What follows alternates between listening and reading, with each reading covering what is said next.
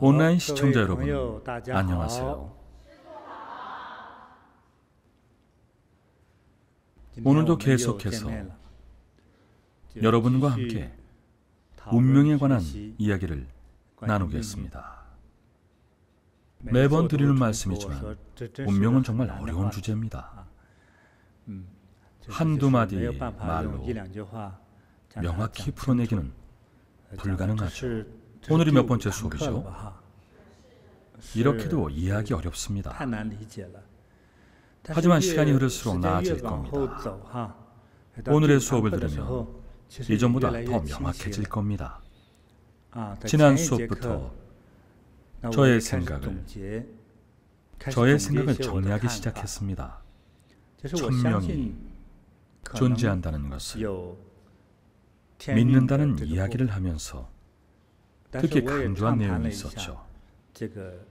이 세상에 존재하는 모든 사물 또는 세포는 모두 음양의 화합으로 이루어집니다.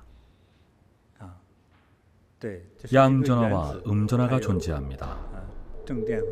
음과 양 두 종류의 에너지로 이루어져 있습니다. 다시 말하자면 양은 반드시 음을 품고 음은 반드시 양을 품기 마련입니다. 적어도 지구상의 인류와 사물 그리고 원소를 구성하는 기본 요소는 절대 바꿀 수 없습니다. 명나라 개국 황제 주원장의 일생을 살펴보면 온갖 역경과 재난 그리고 핍박이 한꺼번에 주원장에게 쏟아졌고 주원장은 더 물러날 곳이 없었습니다. 필사적으로 노력해서 장군이 되고 황제가 되거나 아니면 언제 죽을지 모르는 평범한 사람으로 살아야 했습니다. 수백 년이 지난 후에 주원장의 삶을 되짚어보면서 사람들은 주원장의 이름에 원나라를 무너뜨린 무기라는 의미가 암시되어 있다고 해석했습니다. 이런 우연을 하늘의 뜻이라고 생각했죠. 하지만 우연일 뿐입니다. 만약 주원장이 지금 이 시대에 다시 태어난다면 어떨까요? 주원장의 이름을 가지고 있다 한들 누구를 무너뜨릴 수 있겠습니까? 평온하고 한적한 삶을 살면서 부유한 부모님 아래 화목한 가정을 누리며 살아갈지도 모릅니다. 지극히 평범한 주원장으로 살아가겠죠. 역사 속 용명을 떨치던 황제와는 전혀 다른 운명을 살아갈 겁니다. 이처럼 사람의 사명과 천명이 그 생에서 빛을 발하려면 당시의 시공간과 잘 맞물려야 합니다. 당시의 자연환경과 가정환경 그리고 가족의 애완과도 맞물려야 하죠. 그래야만 자신만의 생애와 역사를 다시금 써내려갈 수 있습니다. 주원장의 사명감은 살아남기 위해서 어쩔 수 없이 내린 선택에 가깝습니다.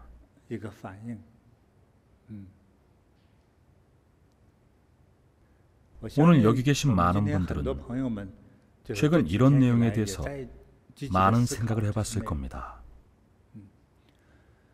앞으로도 당분간은 계속 여러분께 이런 내용과 관련된 짧은 일화들과 저의 개인적인 생각을 정리해서 말씀드리려고 합니다. 여러분이 먼저 알아두셔야 할 것은 제가 말하는 내용이 무조건 옳지는 않다는 겁니다.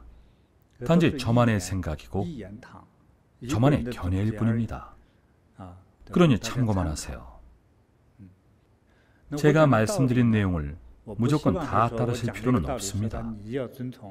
제 말대로 해야 좋은 일이 생긴다는 뜻이 아닙니다. 우리는 맹목적인 믿음을 강요하는 원시적인 종교단체가 아닙니다. 여러분이 저의 가르침을 활용해서 문제를 이해하고 분석한다면 자신의 운명을 스스로 개척할 수 있습니다. 인생의 중요한 것들을 놓치지 않고 인생의 중요한 갈림길에서 올바른 선택을 할 수 있을 때 인생은 더욱 아름답고 풍요로워집니다.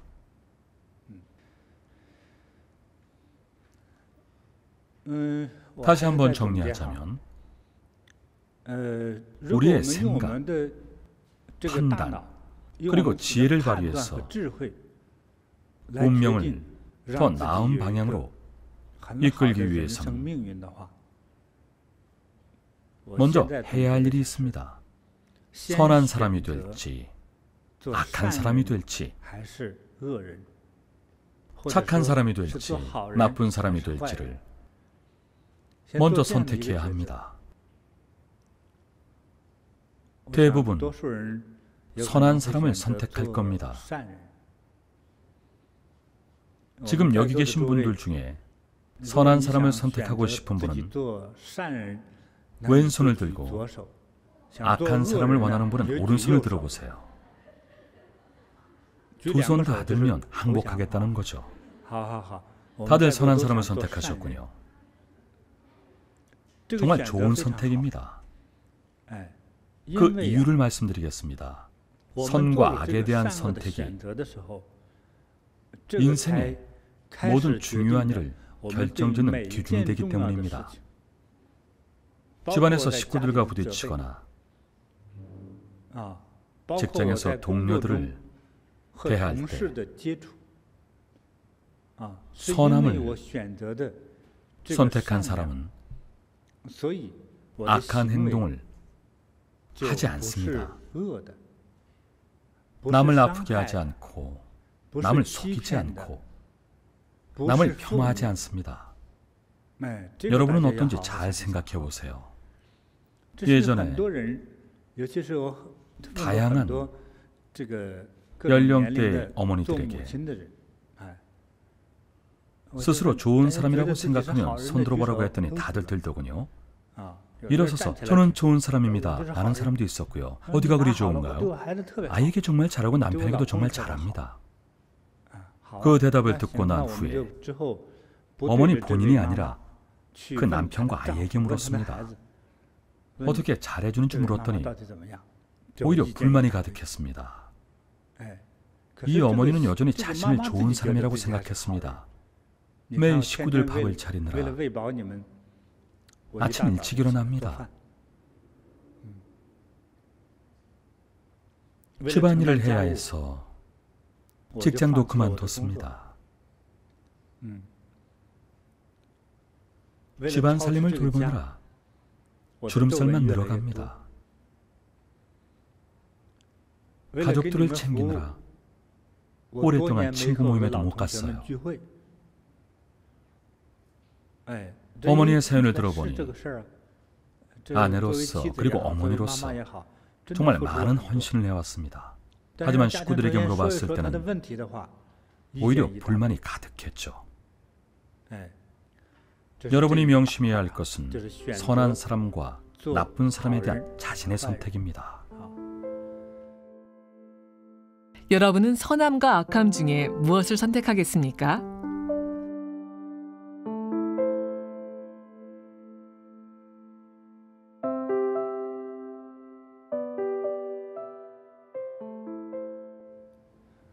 저의 생각을 말씀드리겠습니다. 다른 사람이 아닌 저의 개인적인 생각입니다. 제가 생각하는 운명을 말씀드리자면 이 세상에는 인생을 좌우하는 미지의 힘이 존재하는 것 같습니다.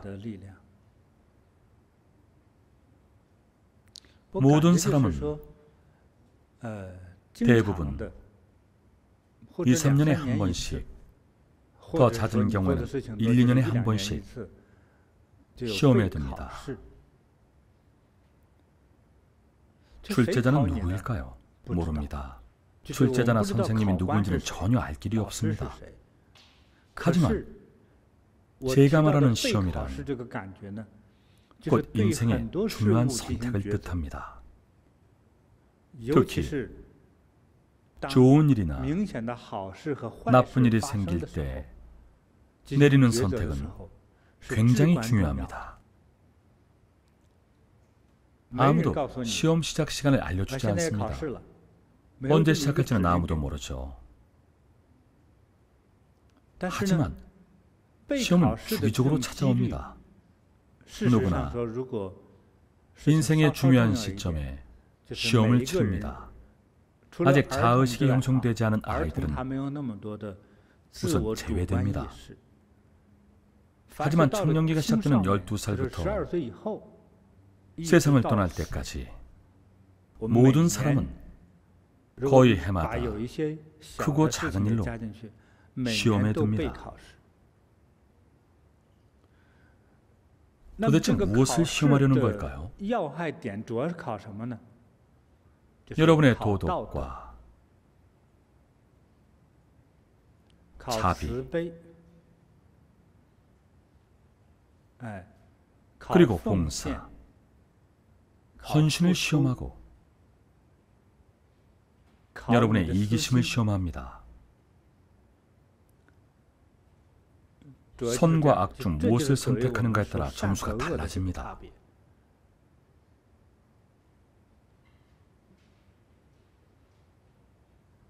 굳이 예를 들 필요도 없습니다.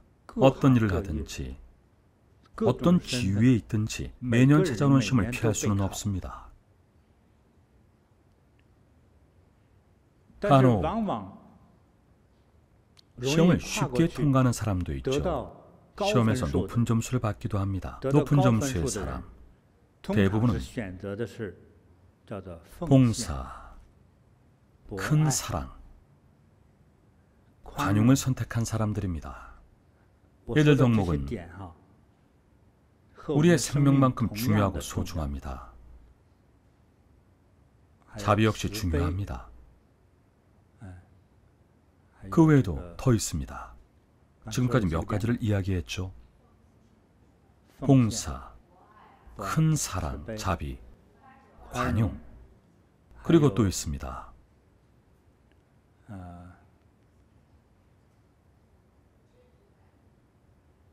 바로 만족하고 감사하는 마음.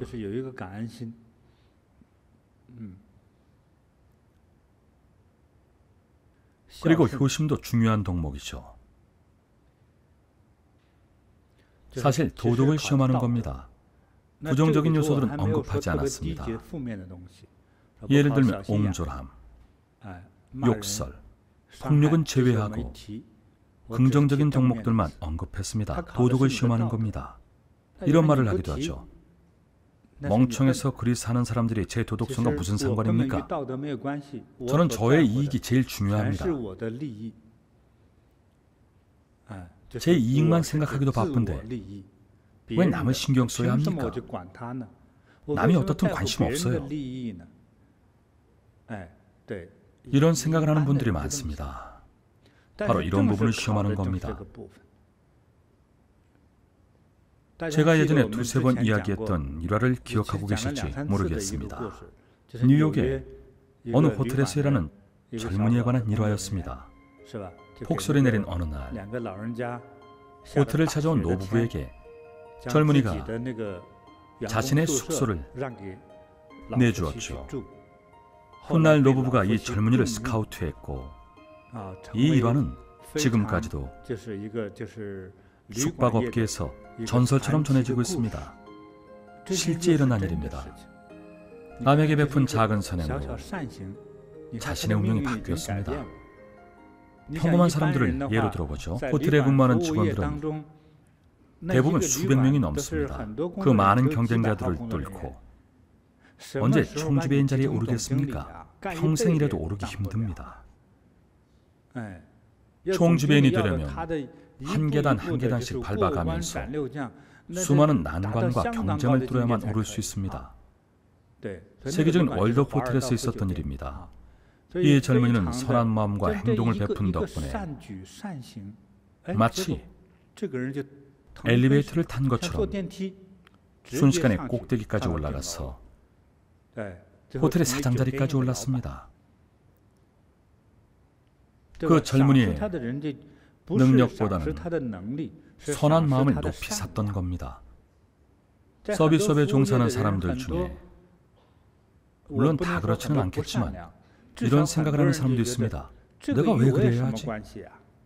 사장이 내 방을 그 손님들한테 내주라고 시킨 것도 아닌데 나는 그저 예의만 잘 차리고 욕만 안 하면 되는 거 아닌가? 나한테 팁을 더 준 것도 아닌데 내가 굳이 더 친절할 필요가 있나? 특히 고급 호텔에서 일하는 직원들은 손님 짐을 빼앗다시피 들어주곤 합니다. 팁을 조금이라도 더 받아서 가족들을 먹여 살려야 하니까요. 하지만 생각이 짧은 사람은 나에게 팁을 주지도 않은 손님에게 굳이 친절을 베풀려고 하지 않습니다. 하지만 앞서 말한 젊은이는 달랐습니다. 손님을 돕는 것이 당연하다고 생각한 거죠. 바로 그 마음이 좋은 결과를 가져온 겁니다. 방금 말씀드린 일화를 만약 관상 전문가에게 이야기했다면 어떤 반응을 보였을까요?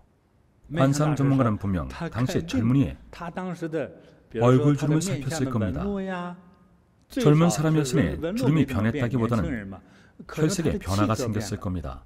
가장 좋은 관상은 마치 태양이 밝게 빛나듯이 양미간이 밝게 빛나고 두 눈에 다채로운 빛과 생기가 가득한 얼굴입니다. 행운이 가득한 혈색이죠.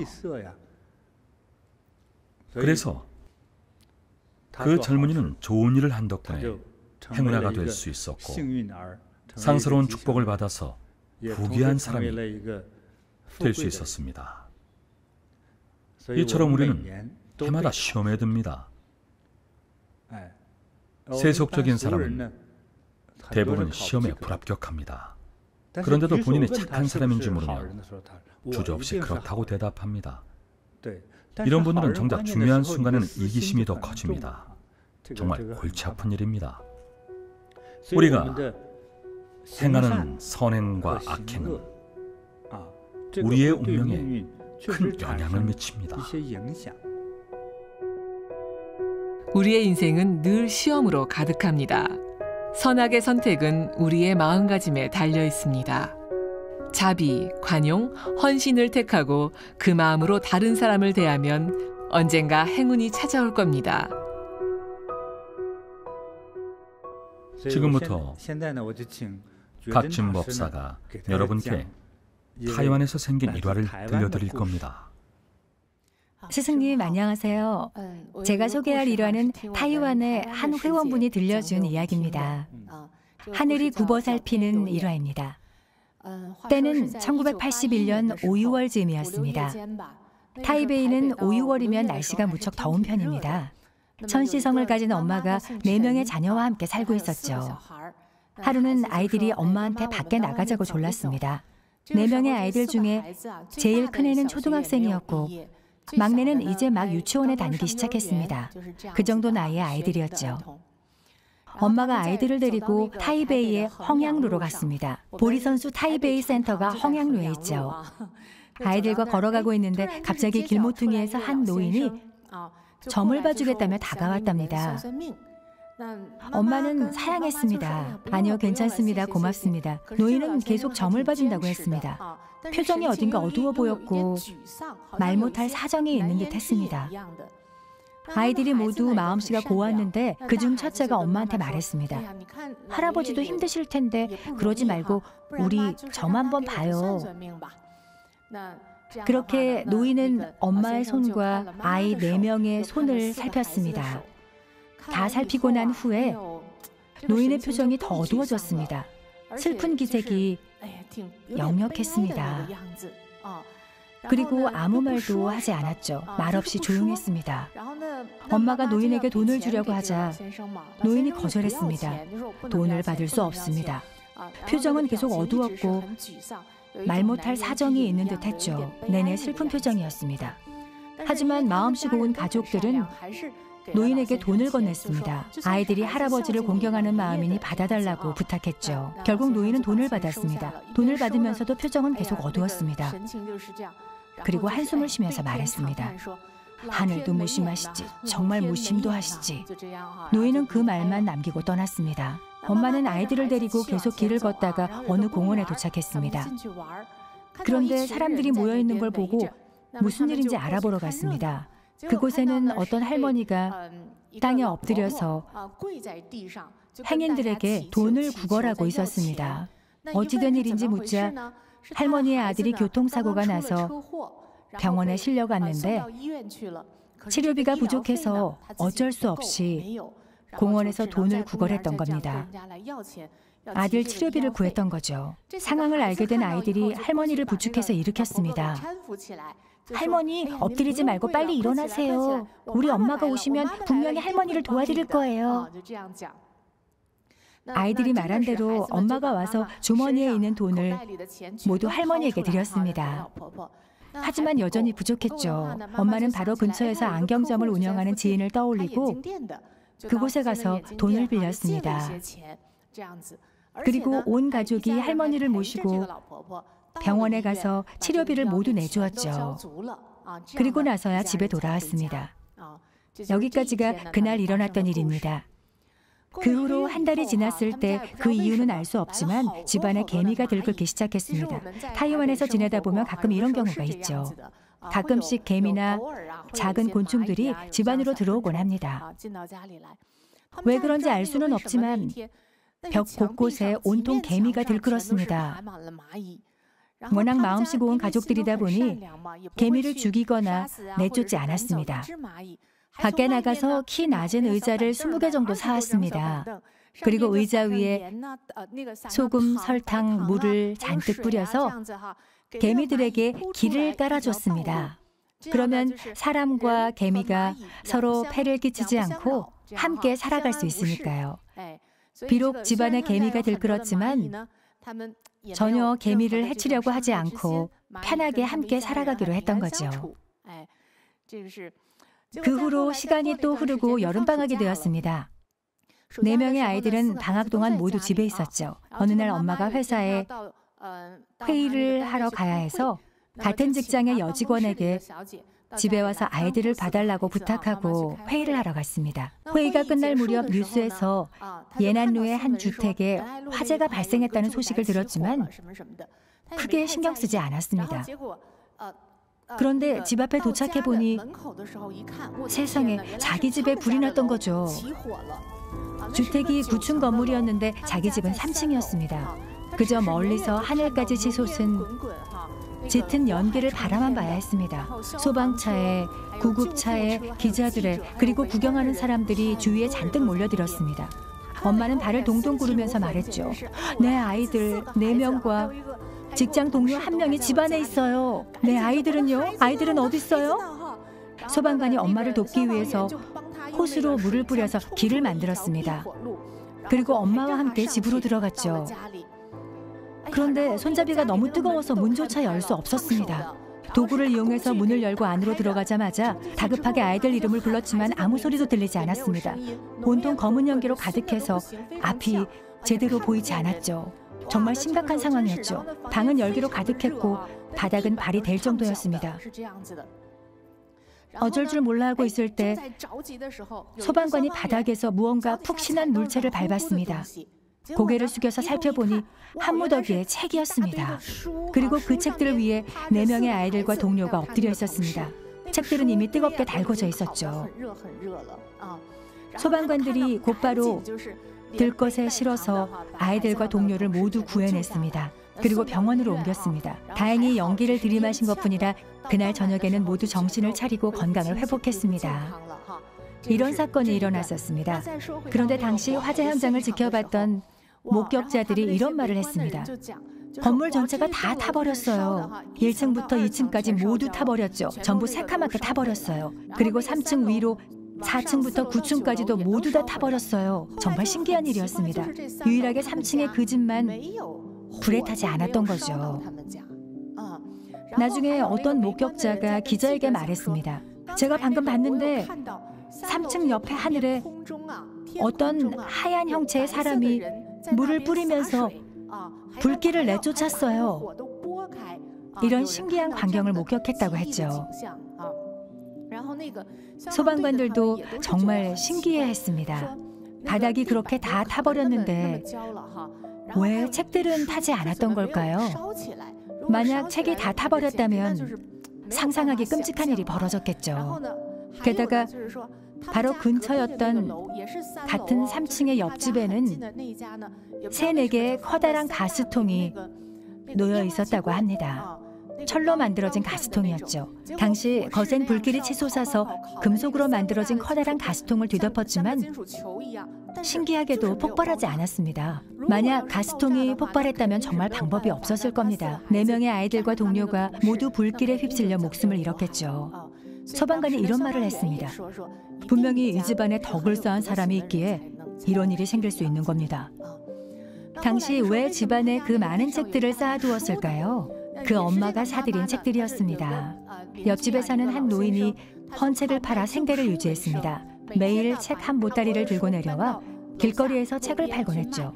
매일 몇 권 팔지 못하고 저녁에 다시 들고 올라갔습니다. 엄마는 이 노인이 안쓰러워 어느 날 책을 전부 사와서 집안 바닥에 쌓아두었던 거죠.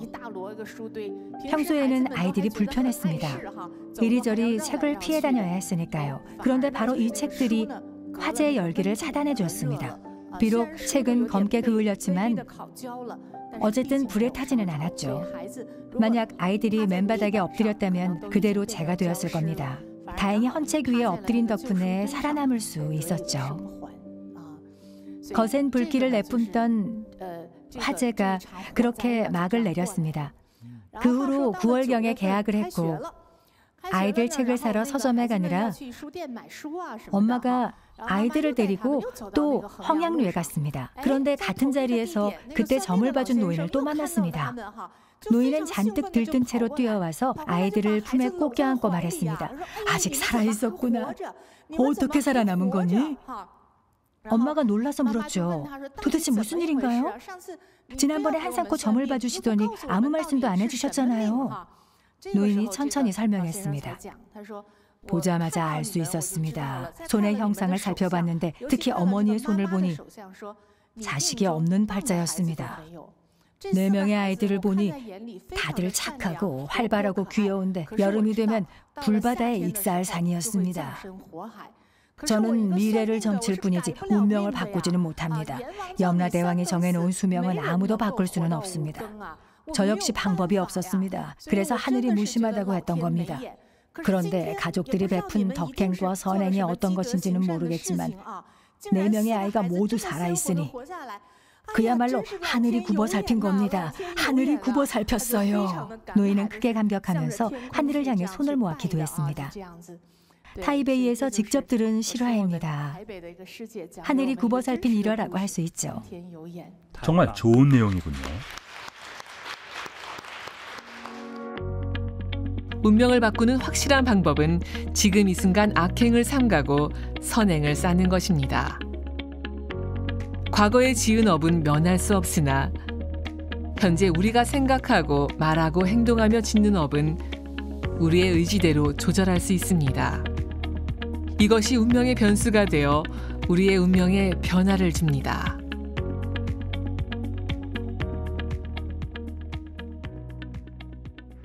감동적인 일화였습니다. 사람의 운명은 정말 불가사의합니다. 정말 신비하죠. 우리가 생활 속에서 실제로 이런 일화를 겪지 않는 한 정말 믿기지 않을 겁니다. 그 점쟁이가 정말 정확한 미래를 예측했던 걸까요? 그 어머니는 화재라는 큰 재난을 겪었습니다. 윗집과 아랫집에 모두 타버렸습니다. 그런데 그 어머니의 집에는 한 무더기에 책이 있었습니다. 책은 쉽게 타면 물건입니다. 그런데 불에 타지 않았죠. 만약 책에 불이 붙었다면 끔찍한 일이 생겼을 겁니다. 게다가 같은 건물 같은 층에 옆집 베란다에 있던 가스통이 불에 타서 녹았을 수도 있습니다. 다행히 가스가 없었거나 이미 새어나갔을 수도 있죠. 어쨌든 폭발하지 않았습니다. 폭발했다면 정말 끔찍했겠죠. 스승님, 조금 덧붙이겠습니다. 이 어머니는 훗날 이 일에 대한 감회가 새로웠다고 합니다. 정말 신기한 경험을 했다고요. 소방관이 호수로 물을 뿌릴 때 마치 3층은 보이지 않았던 것처럼 그 어머니의 집에는 물을 뿌리지 않았습니다. 만약 물이 집 안으로 들어왔다면 집에 있는 모든 물건들이 젖었겠죠. 그런 스트레스가 있었을 텐데 오히려 그 어머니는 당시 물이 들어왔다면 집안에 있던 개미들이 모두 익사할 거라는 생각을 했습니다. 그래서 이런 말을 했습니다. 와, 정말 잘 됐어요. 정말 다행이에요. 개미들이 모두 화를 피했으니까요. 개미들은 불에 타지 않았군요. 네, 정말 신기한 일이죠. 네, 정말 신기합니다. 그런데 당시를 돌이켜보면 왜 개미들이 집 안으로 들어왔을까요? 예전에 스승님이 말씀하신 것처럼 지진 현상의 전조가 아니었을까요? 그 집으로 피난을 왔던 거군요. 네, 그런 것 같아요. 정말 신기한 일입니다. 선행을 많이 베풀면 우리의 운명을 좌우하는 하늘이 많은 복을 내려줍니다. 세상에 존재하는 모든 재물과 부귀 그리고 상서로움은 우리가 사는 자연세계에서 많지도 적지도 않고 늘지도 줄지도 않습니다. 땅 위에 있든 하늘에 떠다니든 여러분 주머니에 있든 어디든지 있을 수 있죠. 오직 덕을 쌓은 사람만이 그것을 얻고 누릴 수 있습니다. 이 일화가 주는 깨달음은 바로 인생의 시험에서 선행을 선택했다는 겁니다. 그 어머니가 병원에 입원한 노인의 아들을 도왔습니다. 그리고 헌책 파는 노인을 안쓰럽게 여기고 책을 사드렸죠. 어떤 결과를 가져왔나요? 그 모든 도움이 결국 자신을 도왔습니다. 돈의 액수만 놓고 보면 1,000만 원 정도 썼을 수도 있죠. 하지만 자식의 목숨을 살렸습니다. 어느 자식 목숨이 1,000만 원보다 못하겠습니까? 그 가치는 돈으로 환산할 수 없습니다. 그 점쟁이가 4명의 아이를 보고 활발하고 귀여운 아이들이 곧 명을 다할 거라는 생각에 정말 가슴 아파했습니다. 그래서 복지를 준다고 했을 때도 받지 않았죠. 그 돈을 받을 수 없다고 했습니다. 목숨을 잃게 생겼는데 무슨 돈을 받겠습니까? 좋은 일도 아닌데요. 운명을 점추는 사람들은 얼굴에 드러난 하늘의 이치를 읽을 수 있습니다. 그렇게 돈을 받을 수 없었겠죠. 복처를 받고 운명을 바꿀 방법이 있었다면 좋았겠죠. 하지만 방법이 없었습니다. 명을 늘린 방법은 자비로운 마음을 가진 어머니가 자비로운 행동을 실천한 덕분에 아이들의 목숨을 구했습니다. 정말 신기하고 불가사의한 일입니다. 앞서 말씀드렸듯이 인생에 늘 찾아오는 시험은 대부분 이런 식입니다. 대부분이 이래요. 인생의 중요한 순간에 특히 눈앞에 이익이 보이거나 분노가 치밀어 오를 때 또는 고통이 밀려오거나 달콤한 유혹이 찾아올 때 바로 그 순간 하늘이 나를 시험하고 있다고 생각하세요. 어떤 선택을 내려야 할까요? 착한 마음과 나쁜 마음 중에 하나를 선택해야 합니다. 마음이 기우는 쪽을 선택하세요. 자비로움과 선한 마음, 남과 다투지 않는 너그러움, 그리고 보시를 선택한다면 결과는 분명 달라질 겁니다. 우리가 부딪히는 대부분의 선택은 방금들은 타이완의 일화처럼 생사가 걸린 선택은 아닙니다. 대부분은 생사의 선택이 아니라 옳고 그름의 선택입니다. 그리고 흔히 말하는 좋은 운 중에 재물운을 예로 들어보죠. 우리가 내리는 선택의 정도가 조금 미흡할 때도 있습니다. 시험 점수가 조금 부족한 셈이죠. 시험 점수가 높다면 하늘이 10억 원을 내려줍니다. 시험 점수가 조금 낮다면 3억, 5억 원을 내려주거나 더 낮으면 100만 원, 200만 원 정도겠죠. 비유하자면 이런 식입니다.